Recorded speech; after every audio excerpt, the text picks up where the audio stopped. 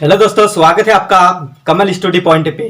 दोस्तों, हमने पिछले वीडियो में देखा था बक्सर का युद्ध। बक्सर के युद्ध के बाद भारत में ईस्ट इंडिया कंपनी की अपनी सत्ता का विस्तार किस तरह से करती है। यह भारत में ईस्ट इंडिया कंपनी अपनी सत्ता का विस्तार किस तरह करती है और ये अपनी सत्ता किस तरह बंगाल के ऊपर जमाती है, देखते हैं आगे। दोस्तों चलो शुरू करते हैं।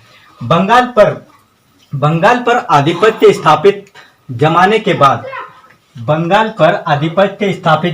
के बाद अंग्रेजों ने दक्षिण भारत में अपनी दृष्टि डाली थी।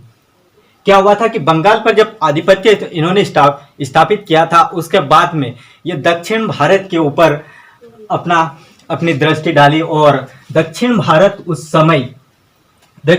उस समय मराठे तथा हैदराबाद, निजाम, मैसूर और हैदर अली, ये तीन प्रमुख सत्ताएं थी। इन तीनों सत्ताओं को एकजुट होने से रोकना था। यही अंग्रेजों का ध्येय था कि ये तीन सत्ताएं हैं, इन तीन सत्ताओं को एकजुट होने से रोकना है। यही उनका अंग्रेजों का ध्येय था।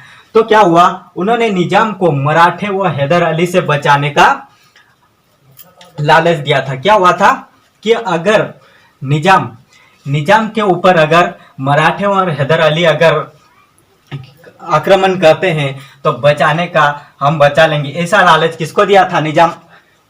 निजाम को दिया था।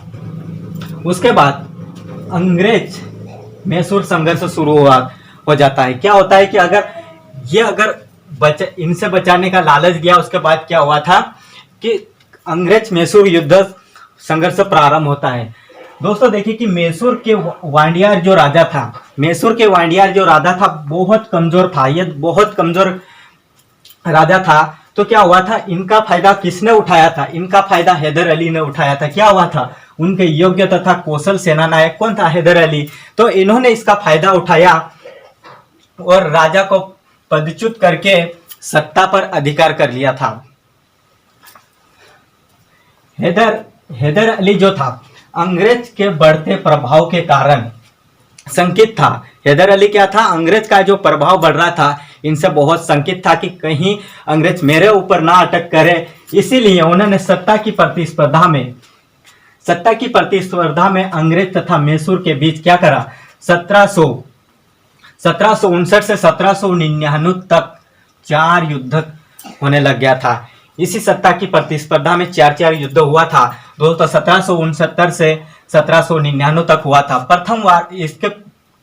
जहां प्रथम युद्ध हुआ था, वहां पर वारन हेस्टिंग के काल में ये प्रथम युद्ध हुआ था। किसका?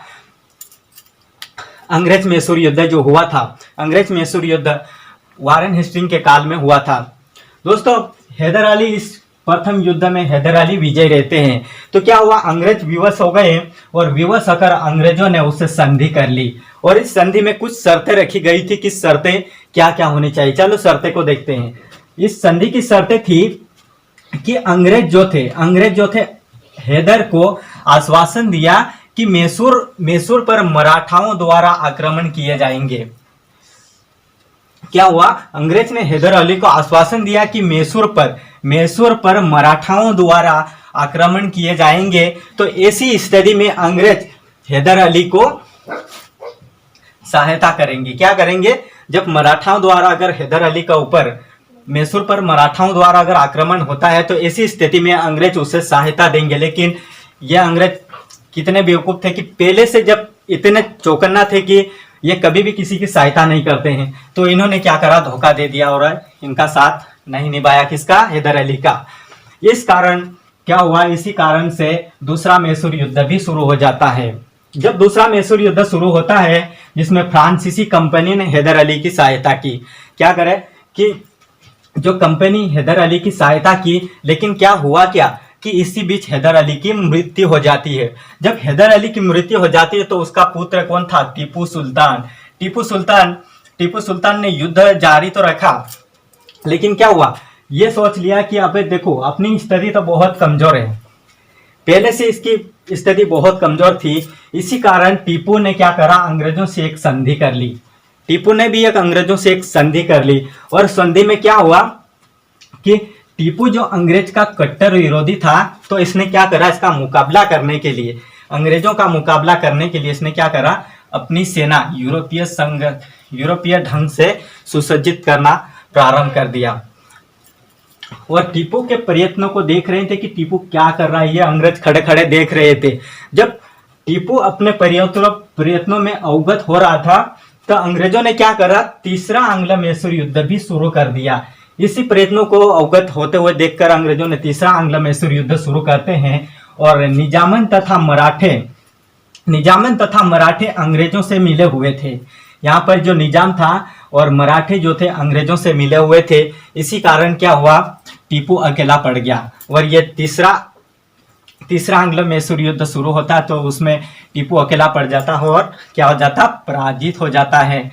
और ये पराजित होने से क्या होता है कि यहाँ पर इसको संधि करनी पड़ती है अंग्रेजों से। और उस संधि में हुआ क्या था, टीपू अपने राज्य का एक महत्वपूर्ण भाग किसको दे देता है, अंग्रेजों को सौंप देता है। और जो अंग्रेजों को सौंप देता है तो क्या हुआ, कुछ समय पश्चात टीपू अपनी शक्ति प्रदर्शित करने लग गया कि अब अंग्रेजों को यहां से भगा देना चाहिए।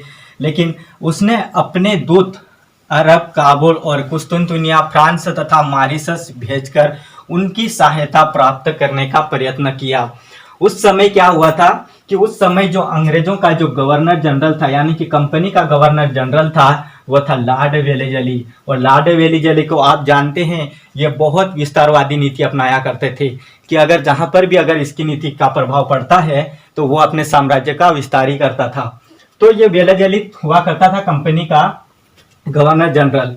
तो वेलेजली ने टीपू के विरुद्ध चौथा आंग्ल मैसूर युद्ध भी छेड़ देता है। जब टीपू चौथा आंग्ल मैसूर युद्ध छेड़ता है तो इसी में टीपू क्या करता है, टीपू अपनी राजधानी की रक्षा करने लगता है। अपनी राजधानी की रक्षा करते हुए टीपू वीर गति को प्राप्त हो जाता है और टीपू यहाँ पर मर जाता है, मतलब अपनी वीर गति को प्राप्त हो जाता है अपनी राजधानी की रक्षा करते हुए। उसके बाद क्या हुआ था, जब बंगाल पर आधिपत्य स्थापित जमाने के बाद अंग्रेज ने इसके ऊपर अपनी दृष्टि डाली। तो जो अंग्रेज मैसूर संघर्ष था, इसमें 4 युद्ध हुआ। चारों युद्ध में अंग्रेज विजय हो गए। और उसके बाद में अंग्रेज मराठा संघर्ष शुरू होता है। पहले अंग्रेज मैसूर युद्ध शुरू हुआ था, अभी अंग्रेज मराठा संघर्ष शुरू होता है। और इसमें कितनी बार युद्ध होते हैं इसको देखते हैं आगे। हुआ क्या था, अंग्रेज मराठा संघर्ष हुआ था तो मुंबई अंग्रेजों के पश्चिम भारतीय व्यापार का एक प्रमुख केंद्र हुआ करता था। जो मुंबई था ना, मुंबई अंग्रेजों के पश्चिम भारतीय व्यापार का एक प्रमुख केंद्र हुआ करता था। तो हुआ क्या था, आसपास के जो क्षेत्र थे मराठाओं की सत्ता थी। जो मुंबई के आसपास का जो क्षेत्र हुआ करता था वो मराठाओं की सत्ता थी। इसी कारण अंग्रेजों को यहाँ अपना आधिपत्य स्थापित करने में बहुत कठिनाई आ रही थी। तो क्या हुआ था, मैसूर के पश्चात केवल मराठाओं की सत्ता केवल अंग्रेजों की एकमात्र चुनौती थी। क्या हुआ था कि मराठाओं की जो सत्ता थी अंग्रेजों के लिए एक मात्र चुनौती थी। अंग्रेजों के मराठाओं के आंतरिक मामलों में अंग्रेजों को क्या करना था कि अगर मराठाओं के साथ अगर अंदर जाना है और इनमें अगर हस्तक्षेप करना है तो किस तरह किया जाए। इसीलिए अंग्रेजों ने क्या करा कि मराठाओं के आंतरिक मामलों में हस्तक्षेप करने का अवसर किस तरह पाया जाए, इसीलिए अलग अलग तरीका ढूंढने निकल पड़े। और दुर्भाग्यवश 1761 में अब्दावली के हाथों पानीपत के तीसरा युद्ध हुआ और तीसरे युद्ध में अब्दावली के हाथों से मराठे पराजित हो गए। और मराठे पराजित हो गए पानीपत की तीसरी लड़ाई में। तो इसी कारण इनकी स्थिति क्या हुई, कमजोर हो गई थी। पानीपत की तीसरा युद्ध हुआ तो मराठाओं की स्थिति कमजोर हो गई थी, ये अब्दावली के हाथों कमजोर हुई थी। इसीलिए क्या हुआ था, इसी समय इनका एक योग्य शासक हुआ करता था जिसको बोलते हैं पेशवा माधवराव, जो कि मराठाओं का एक योग्य शासक हुआ करता था। तो पेशवा माधवराव की भी मृत्यु हो जाती है। अब कौन बचा है, अल्पीय उत्तराधिकारी जो क्या था इनके विरुद्ध उसके चाचा कौन, चाचा रघुनाथ राव ने पेशवा पद के लिए क्या करा, उन्होंने अपना दावा प्रस्तुत किया। लेकिन क्या हुआ, इनके ही आदमी कुछ थे मराठाओं से, तो नाना फडणवीस और मराठा सरदारों में से कौन कौन थे? भोसले तथा गायकवाड़ एवं सिंधिया, होलकर तथा इन्होंने क्या करा? जमकर इसका विरोध किया। किसका? इनका चाचा जो रघुनाथ राव था, पेशवा पद के लिए इन्होंने अपना दावा प्रस्तुत किया ना, तो इनके लिए भोसले, गायकवाड़, सिंधिया और होलकर ने इनका क्या करा? जमकर विरोध किया। इसीलिए क्या हुआ था? रघुनाथ राव क्या करा? उसके बाद में अंग्रेजों से संधि कर ली कि अब ये लोग साथ देने वाले नहीं है, तो रघुनाथ राव ने क्या करा? अंग्रेजों से संधि कर उसे सहायता मांगने लग गए। इससे क्या हुआ? अंग्रेजों को मराठाओं के अंतर्गत, मराठाओं के मामले में हस्तक्षेप करने का एक सुनहरा मौका और मिल गया अंग्रेजों को, मराठों के मामलों में प्रवेश करने का। अब मराठाओं के अंदर भी हम जा सकते हैं, क्योंकि जो रघुनाथ राव था उन्होंने अंग्रेजों से संधि भी कर ली और सहायता मांगने लगे, तो अब मराठाओं के बीच में अब अंग्रेज भी जाने लग गए, इनको अवसर मिल गया। तो सन 1775 में अंग्रेज मराठाओं के बीच पहला युद्ध भी शुरू हो जाता है। 1775 में जब अंग्रेज और मराठाओं के बीच पहला युद्ध शुरू होता है, तो इस युद्ध में मराठा सरदार एक साथ थे। क्या था कि इस युद्ध में जब 1775 में अंग्रेज मराठा के युद्ध, पहला युद्ध हुआ, तो इस युद्ध में क्या था? मराठा सरदार एक साथ थे। इसीलिए क्या हुआ था कि युद्ध अनिर्मित रहा, निर्मित नहीं हुआ, क्योंकि मराठा सभी एक साथ थे ना, इसीलिए यहाँ पर युद्ध करना बहुत कठिन था। इसीलिए आने वाले 20 वर्ष तक दोनों में बहुत शांति बनी रही, किसी के मध्य युद्ध नहीं हुआ। और इसके बाद दूसरा मराठा युद्ध शुरू होता है। ये लॉर्ड वेलेजली के समय में, यानी कि लॉर्ड वेलेजली के समय में दूसरा मराठा युद्ध शुरू होता है। और जबकि ये तत्कालीन बाजीराव द्वितीय ने अंग्रेजों से सहायक संधि स्वीकार कर लिया था। अंग्रेजों से सहायक संधि स्वीकार करने के बाद अंग्रेजों से एक सहायता भी प्राप्त करते हैं, और बदले में क्या होता है कि बदले में पेशवा ने उनकी सभी शर्तें स्वीकार कर लेते हैं। बदले में उनकी जो पेशवा थे उनकी सभी शर्तें स्वीकार कर लेते थे। शक्तिशाली मराठा सरदार हो, जैसे कि शक्तिशाली मराठा सरदार कौन थे? भोसले हो गया, सिंधिया हो गया। इन्होंने क्या करा? मराठा राज्यों को स्वतंत्र बनाए रखने के लिए उन्होंने क्या करा?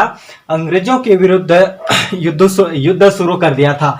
और इन्होंने अंग्रेजों के विरुद्ध युद्ध शुरू करा था 1803 में। 1803 में इन्होंने अंग्रेजों के विरुद्ध युद्ध शुरू किया था, किंतु अंग्रेजी सेना के सामने ये टिक नहीं पाए। आप देखते हैं कि अंग्रेजी सेना हारती ही कब है?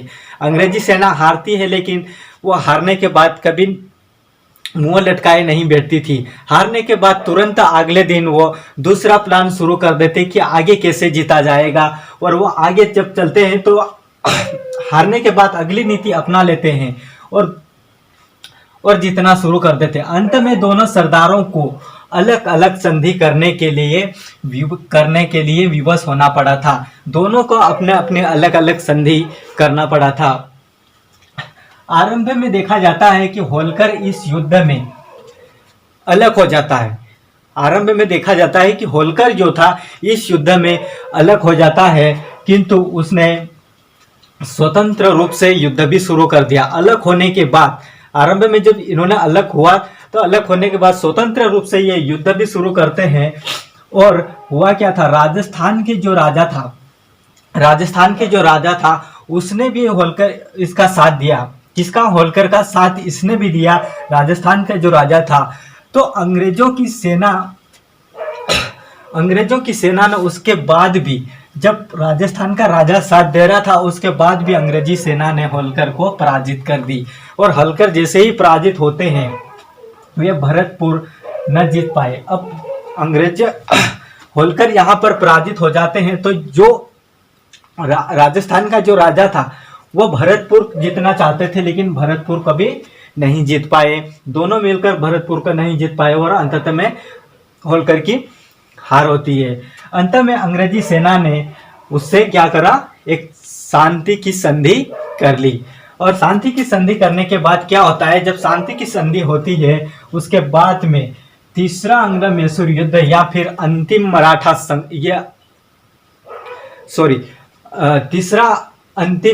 तीसरा युद्ध या फिर अंतिम मराठा संघर्ष शुरू होता है। जब अंतिम मराठा संघर्ष शुरू होता है जो 1817 से 1818 में हुआ था, जब लॉर्ड हेस्टिंग्स का काल चल रहा था या लॉर्ड हेस्टिंग्स का समय चल रहा था।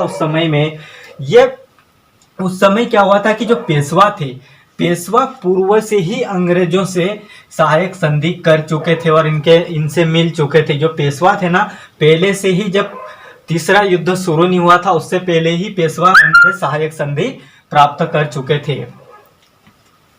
उसके बाद में क्या हुआ, 1817 में ब्रिटिश रेसिडेंट उस समय नई सहायक संधि पर हस्ताक्षर करने के लिए दबाव डाला था। क्या करा था कि 1817 में जब ब्रिटिश रेसिडेंट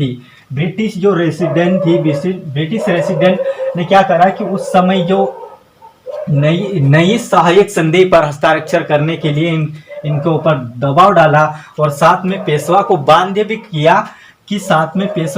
किया कि मराठा संघ का नेतृत्व नहीं करेंगे वरना क्या होगा पता ही इनको।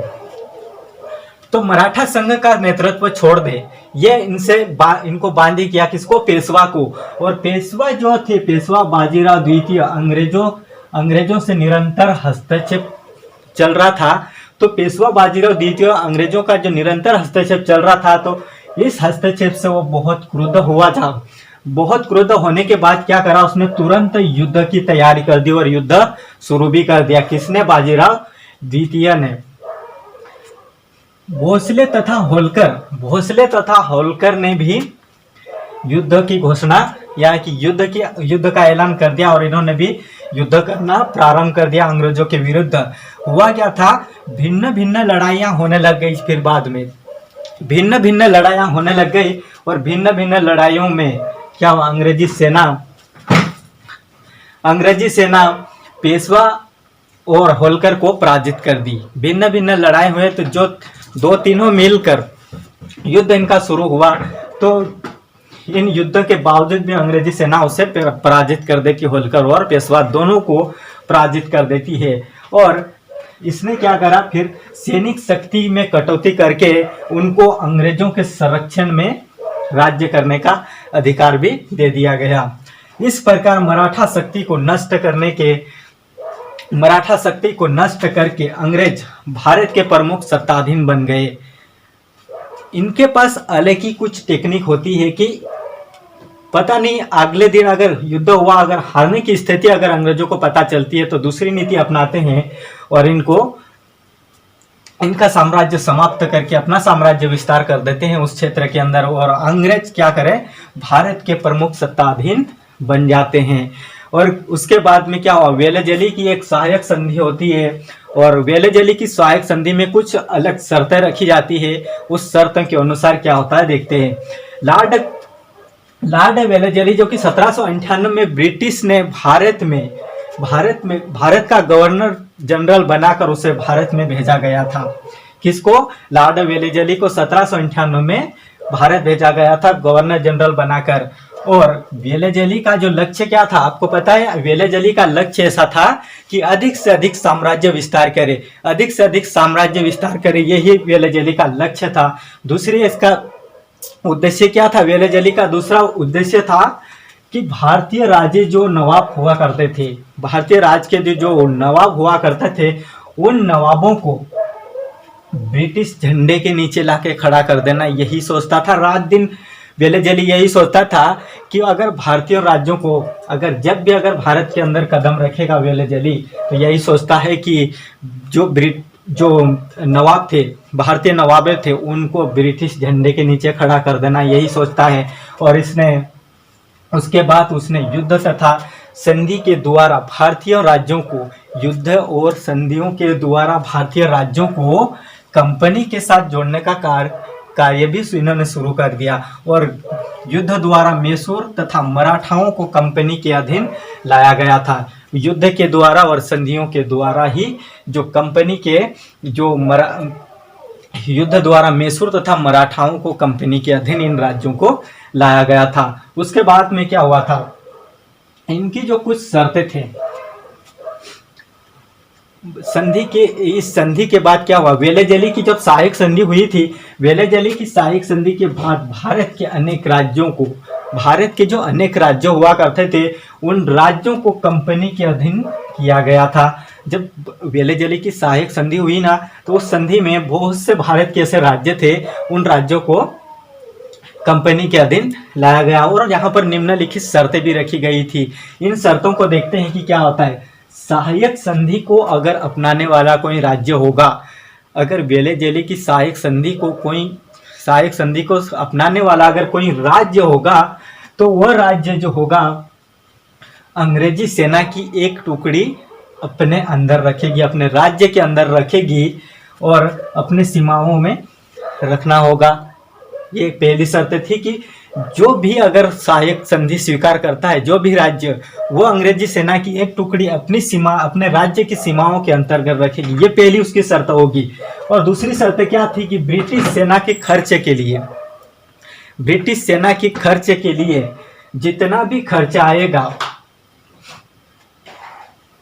वो संधि स्वीकार करने वाले राज्य होंगे, जो मतलब कि ब्रिटिश सेना के खर्चे के लिए जो संधि स्वीकार कर रहा है, वो स्वीकार करने वाले राज्य एक निश्चित धनराशि किसको देगा, अंग्रेजी सेना को, और राज्य का कुछ भाग होगा, राज्य का कुछ भाग कंपनी को देना होगा। तो एक टुकड़ी भी रखेगी और जो अंग्रेजी सेना होगी, अंग्रेजी सेना का कुछ खर्चा भी अंग्रेजी अफसरों को देना होगा और राज्य का कुछ भाग भी अंग्रेजी जो कंपनी को देना होगा। ये दूसरी शर्तें थी। और तीसरी शर्त यह थी कि भारत के जो भारतीय शासक थे, अपने दरबार में, भारत के जो शासक हुआ करता था उनका एक दरबार होता था, तो उस दरबार में एक अंग्रेजी अफसर रखना होगा, एक अंग्रेजी अफसर रखना होता था, जो कि भारतीय शासक के कार्य में हस्तक्षेप करेगा। ये भारतीय शासकों को नहीं पता, लेकिन अंग्रेज यही सोच के उनको रखते हैं कि भारत के अंतर्गत, भारतीय शासक के अंतर दरबार में जो अंग्रेजी अफसर एक रहेगा, वो भारतीय शासक के कार्य में हस्तक्षेप किया करेंगे। ये दूसरा, उसकी तीसरी संधि थी। चौथी संधि यह थी कि, चौथी शर्त यह थी कि यह व्यवस्था भारतीय राज्यों को सुरक्षा देने के लिए बनाई गई थी। ये व्यवस्था इनकी सुरक्षा के लिए बनाई गई थी भारतीय राज्यों में। लेकिन हुआ क्या, ये उनकी एक स्वतंत्रता का हनन करती थी, उनकी स्वतंत्रता का हनन करती है।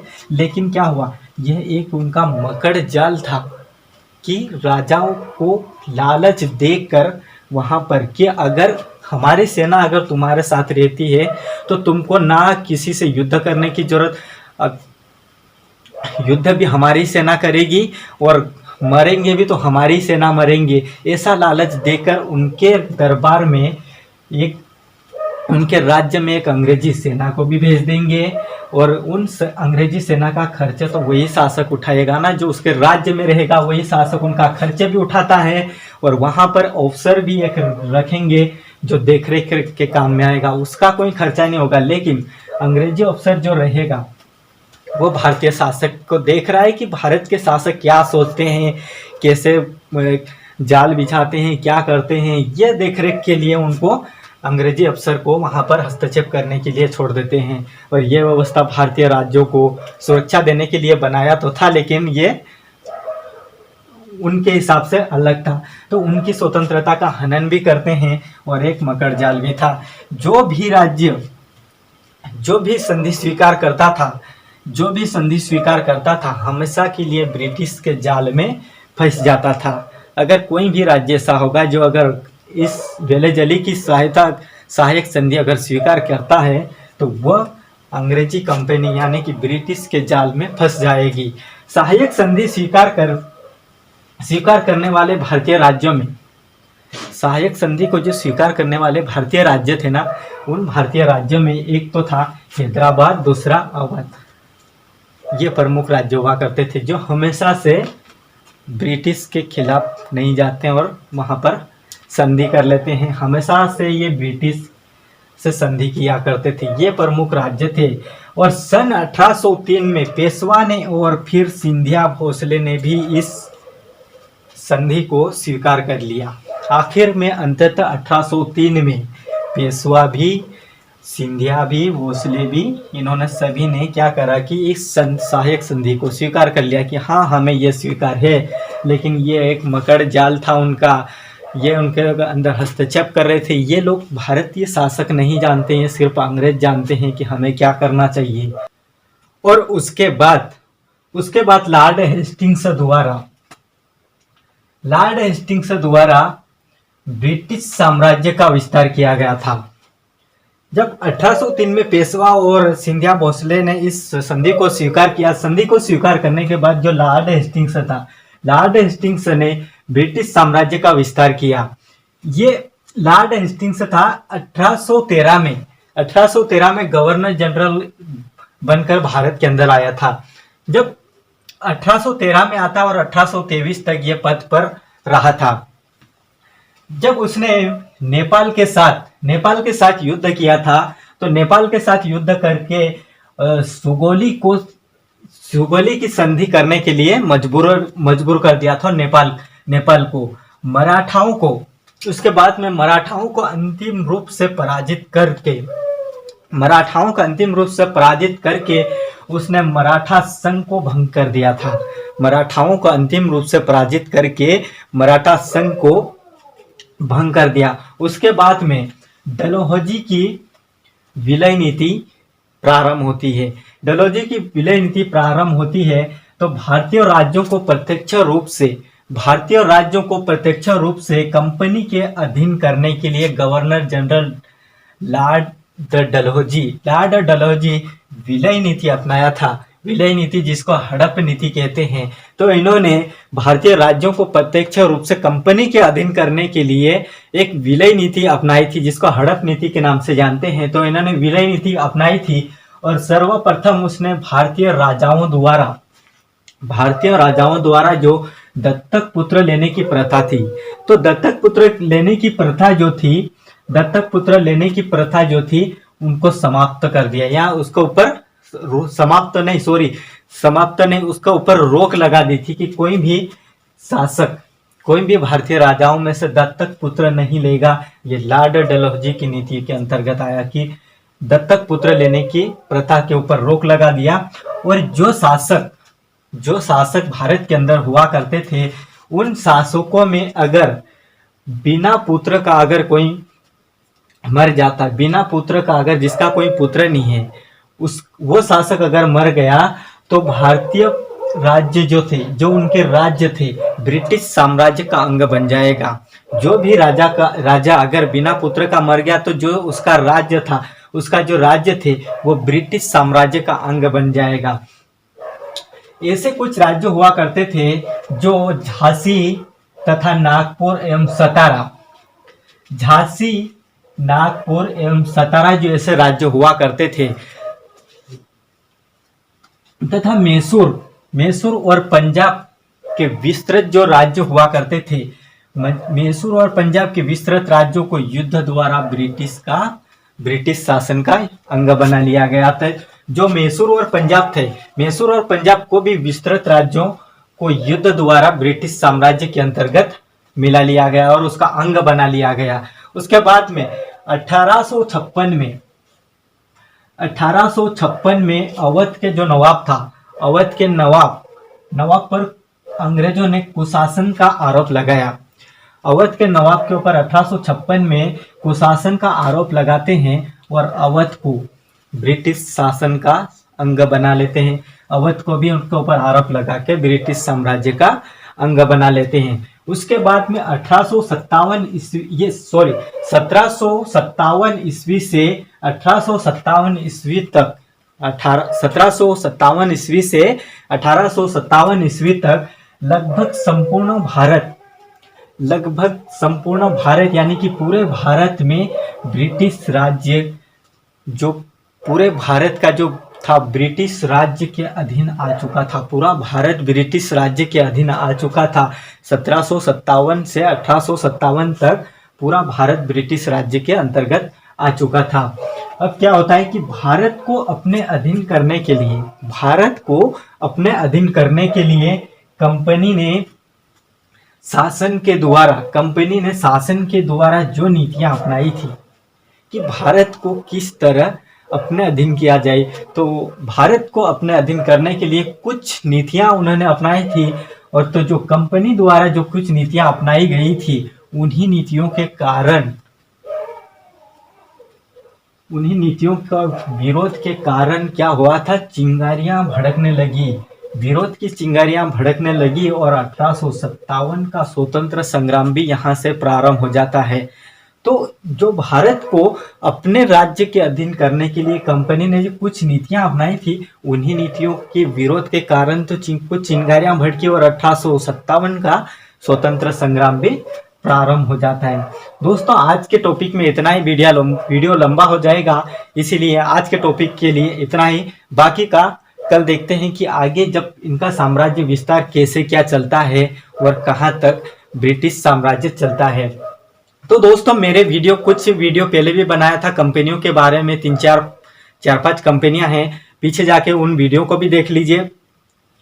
और इस चैनल पे अगर आप लोग नए हो ना, तो मेरे चैनल को सब्सक्राइब कर लीजिए और साथ में जो बेल आइकन को दबा दीजिए और अपने व्हाट्सएप फेसबुक पे शेयर करके ज़्यादा से ज़्यादा सब्सक्राइब बढ़ाइए दोस्तों। तो दोस्तों, इस अंग्रेजी कंपनी के माध्यम से जितना भी साम्राज्य विस्तार होगा, आगे की वीडियो में हम देखेंगे। इसके लिए आप मेरे चैनल को सब्सक्राइब कर लीजिए।